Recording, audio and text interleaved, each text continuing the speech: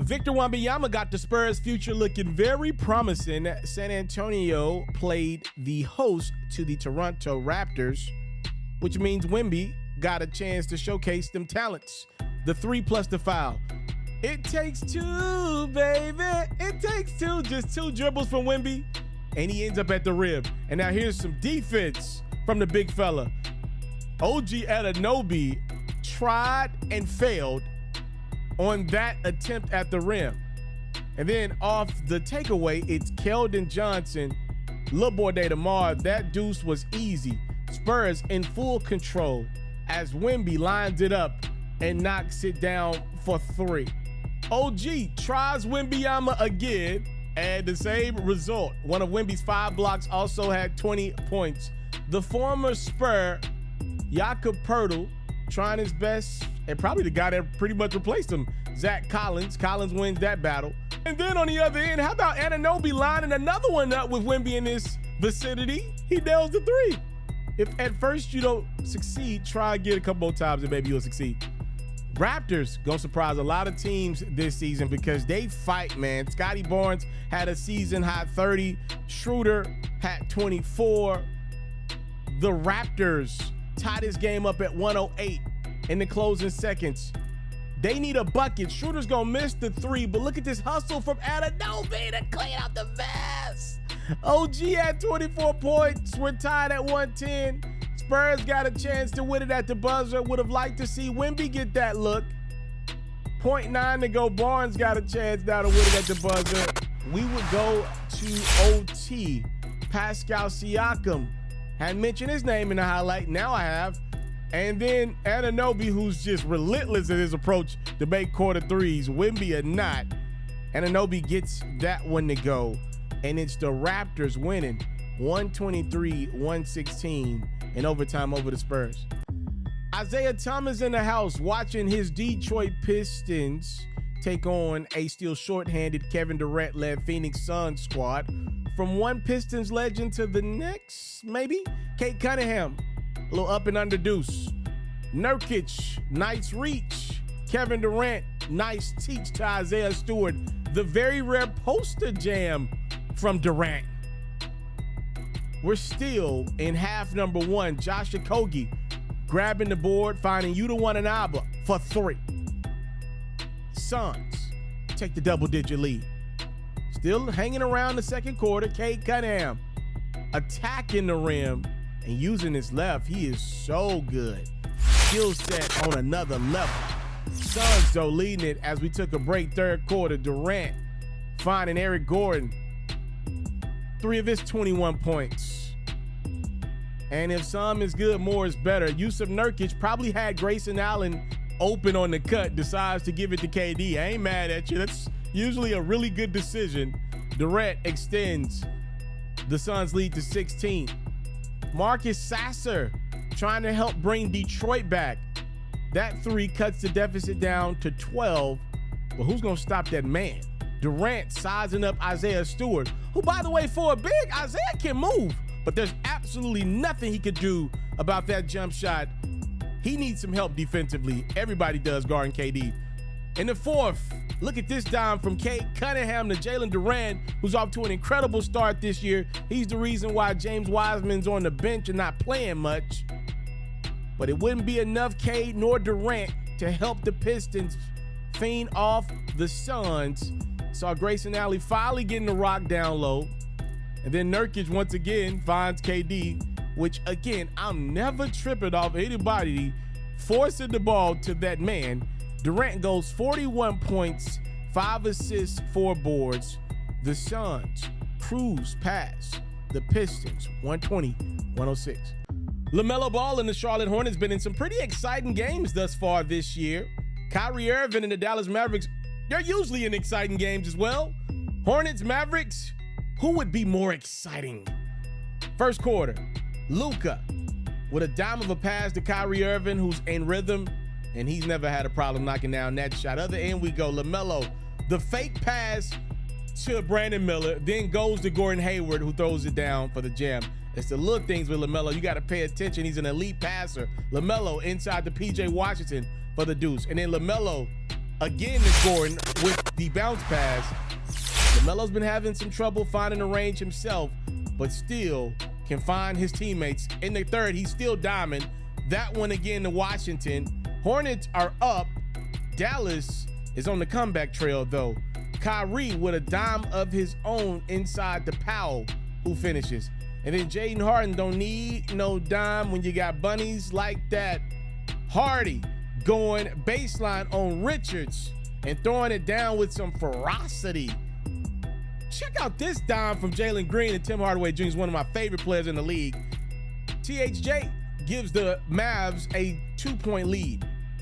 It's Luka finding Derek Lively up top for the jam. The rookie looks pretty darn good thus far. And then the Dunn off the pivot. We ain't said his name enough in this highlight.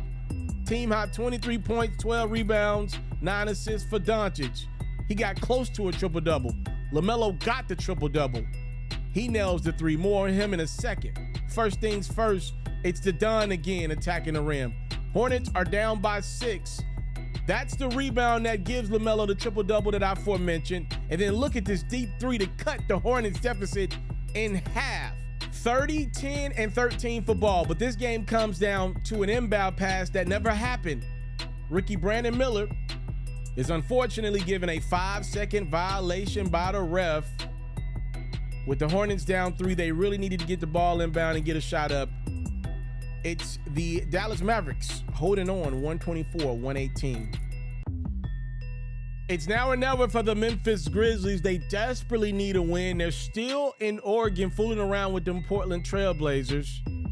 First quarter, Malcolm Brogdon, one of the guys that come over in the Damian Lillard trade, nailing the deuce. 18 points, 11 assists, 7 boards for Brogdon. How about Skylar Mays making an impact? What up, LSU? Matisse Thybulle comes away with a steal, and it's Portland once again getting easy dunks at the rim. Jaren Jackson's like, all right, enough is enough. I'm too good to be losing like this. Jackson inside, and then Jackson playing beat the second quarter buzzer outside for 3. Memphis is up. Third quarter, Jeremy nails a 3 of his own. He had 27 to lead the Blazers. And then look at this attack of the rim. The crossover from Shaden. That's how you feeling, huh? Oh, you really about that, huh? 18 points, 8 rebounds for Sharp.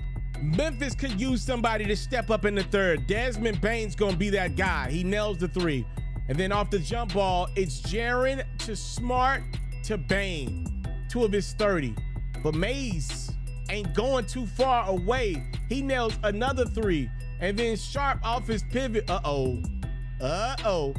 Blazers up by 9. Grant makes it 12. Memphis about to lose again. Desmond says, no, no, no. In my Dikembe voice, it's Bane for 3. And then Bane is going to fake like he's going to shoot, but he's actually giving it to Jaren. And then Jaren swing that thing around to Luke Kennard. The Grizzlies in this game on a 26-2 run to finally get in the win column. They beat the Blazers 112-100.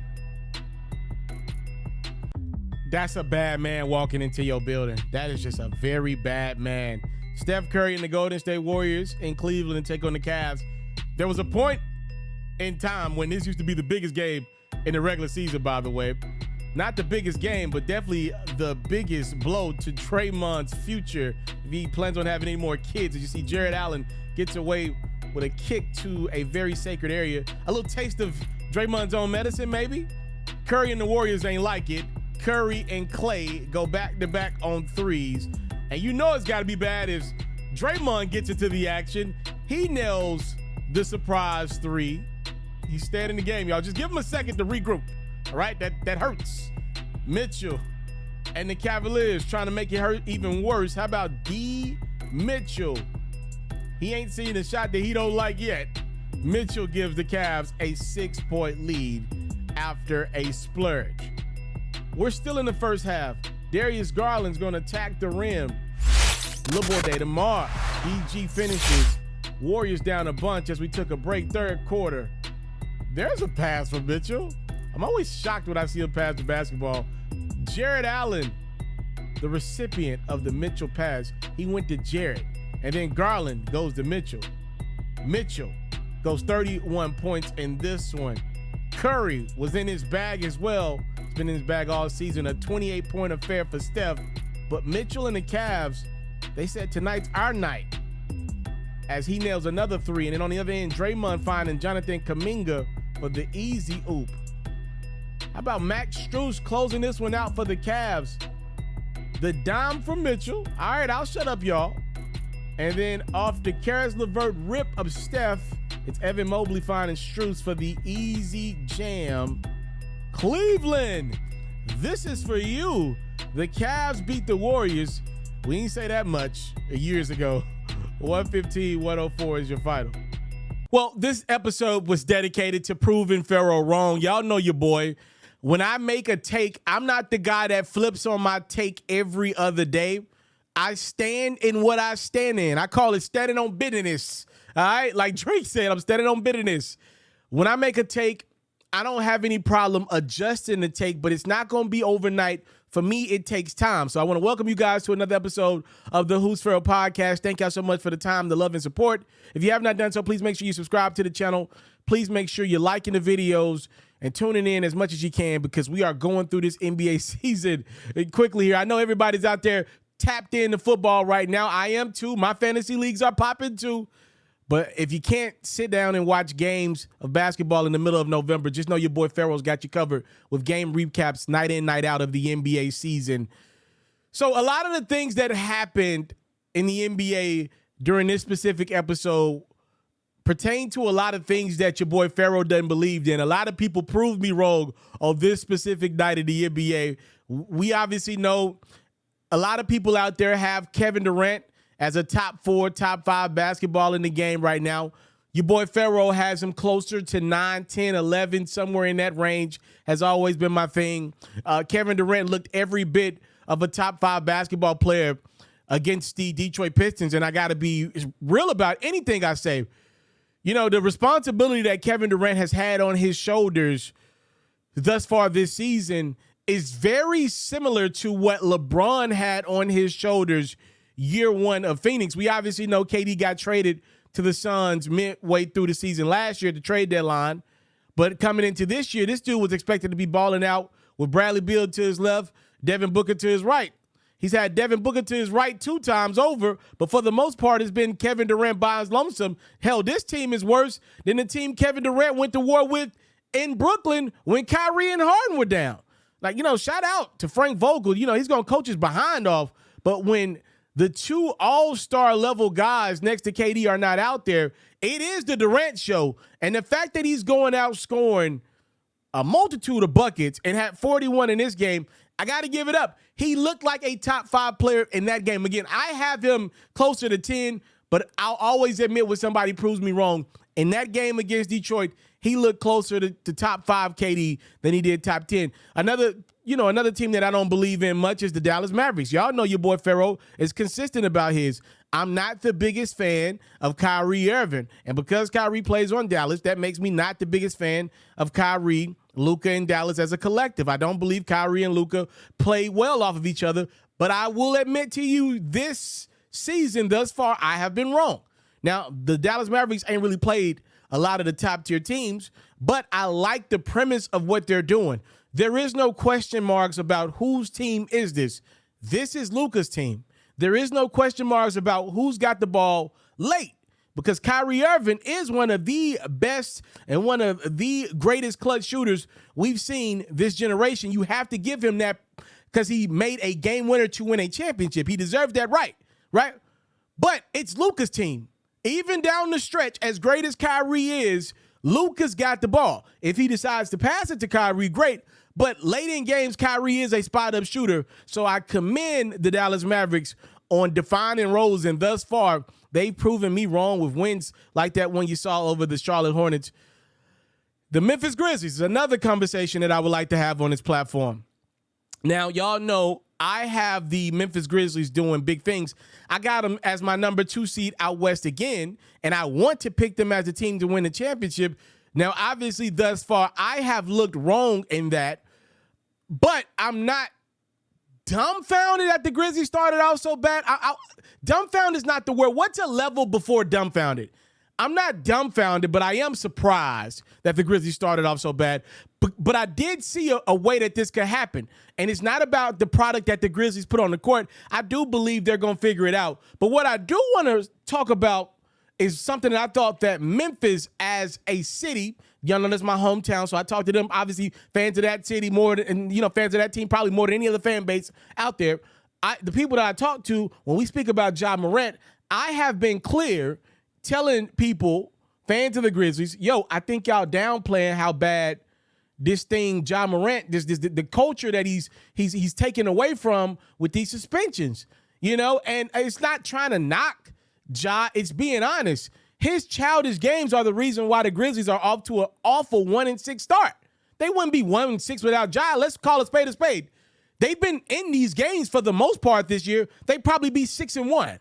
So I knew there was a world where the Grizzlies could not get off to the greatest of starts without Ja. Didn't expect 1-5, 1-6 type of ordeal, starting out the season winless in their first 5 affairs.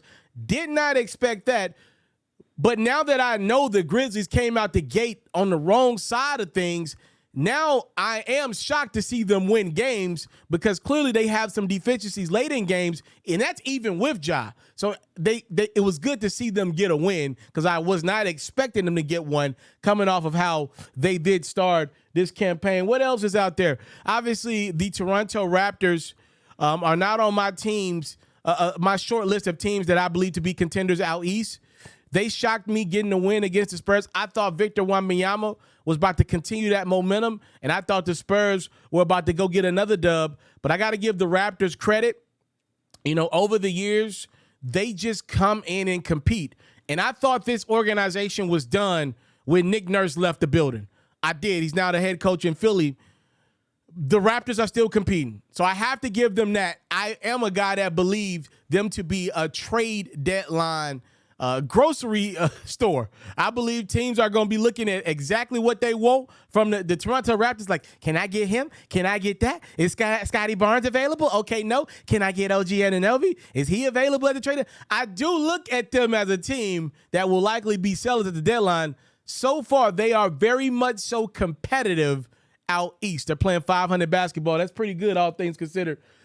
Good Cleveland Cavaliers. Now, y'all know what I think about Donovan Mitchell. I have made no regrets about it. I don't think Donovan Mitchell needs to be traded from Cleveland. When you got a talent like that, a top 12, top 14 type of talent in the league, you got to hold on to a dude like that. My biggest thing has been figuring out how to play Donovan Mitchell. I disagree with the Cavaliers head coach. I disagree with his decision to have Donovan Mitchell on the ball. I do not think that is the way. I didn't think it was the way in Utah, but I had to pull back because the Jazz lacked scoring depth. But right now, to me, the best thing for Cleveland would be to go back to the basketball that they were playing before they acquired Donovan Mitchell and implement him into that system. I don't understand for the life of me why guys like James Harden and Donovan Mitchell can't play the 2 guard. That makes absolutely no sense to me. These dudes in any given game can get up close to 12 threes a game. They're not averaging that, but on any given night, these dudes can get double-digit threes up in a game easily, by the way. For the life of me, I don't understand why guys that want to shoot that many threes don't understand the premise of if you play off the ball, you're going to get better spot-up looks. It's dumb to me, right? Because I watch these guys train all summer at Rico Hines' gym. I watch them at C. Brinkley's gym in New York. I watch them train with Lethal Shooter from time to time, and obviously a lot of other great trainers around the NBA that I probably should do a better job of shouting out more. We watch these dudes all summer. What are they mostly doing when you see them train? Usually, I see these dudes working on their moves to the rim, but more than anything else, I see them working on spot-up jump shots. And then we get into the season, and then for the most part, with Donovan Mitchell or James Harden, I'm not watching these dudes shoot spot-up jump shots. It baffles me. I literally, in my mind, remember a C. Brinkley session with Donovan Mitchell, I want to say from this past summer, where the dude is just not missing spot-up jump shots in his session, but then in game, he's just pulling up which he can get hot. Be clear about that. But that ain't going to win you nothing big in Cleveland. That ain't going to get you to the next level. Darius Garland on the ball, feeding guys like Jared Allen down low. I just felt like Jared Allen had much more of an impact on the game before Mitchell got there. You look at guys like Evan Mobley, who I still believe the world in. I just don't know if they're ever going to get the amount of looks that they need with Donovan Mitchell running the show. I love Mitchell as a player, but I love him as a two guard. I'm not buying this point guard stuff. I am not. That's me. Did I miss anybody out there? I'm looking down my plethora of games list. I think I got everything. I think that's everything that I wanted to talk about. So this was the prove Ferro wrong night in the NBA from some teams that Ferro has different opinions from than the masses. Yeah, man. Thank y'all so much for the time, love, and support. Y'all know it's me. For anybody that doesn't know this, I'll let you know now. I'm the one cutting up any highlight that you see. I'm the one shooting. You know, I'm the one on cam right now. I paid more money. For those who don't know my story, for anybody out there that's thinking about getting in the content space, you know, you see my numbers and you're like, man, he does really good numbers, but the numbers could be great. What I need people to understand is with me, I paid a lot of money out the gate to be able to get expensive tripods. Like if I wanted to, these bad boys can move. I can move them off a jib if I want to. I don't really do a lot of motion because I'm about to get a new studio built. But what I'm saying is I spent money to be able to cut back on cost. So it's me editing, it's me shooting, it's me doing whatever you see done in this process here. So though I probably could do 3 times the work, and I'm gonna have to get more of a team sooner than later. You got to realize a lot of the things that people are paying a cameraman for every time they hop on camera, your boy Ferro's avoiding a lot of those costs. I can edit. I'm a journalist. I come from the school of reporting. I used to be a reporter locally, and then I used to work at ESPN and edit highlights for SportsCenter. So I know how to cut costs. That's how I'm getting over and making good money in this business. So again, thank y'all so much for the love and support. Anything you do in support of me, I want you to know it's going directly to me. You are supporting my dreams. All right. So I want to thank y'all so much for anybody that's been a part of this process. If you're enjoying the highlights night to night in the NBA, bear with your boy. There are a couple nights where I am behind on highlights. I'm always going to catch up. If anybody been subscribed to this platform for a long time, they'll tell you he could get behind, but he's going to catch up because I do have to take off days off. I don't have a team of people shooting when I'm not shooting, right? So it's just me. I'm going to catch up, and I'm going to deliver for you guys, all right? Time, love, and support is what your boy will never take for granted. Thank y'all so much. I'm out. I want to salute you, homie, for building your own thing and doing your own thing. Why build theirs when I believe I can build my own? You've already done it, or I wouldn't be here. I'm already the only elite sports and music journalist in the game today. My goal is simple, to be the best there's ever been. So, please don't go. Make sure you subscribe and follow the journey. It truly means everything to me. I tell stories. I talk music. I cover sports. I am culture. I am Ferro.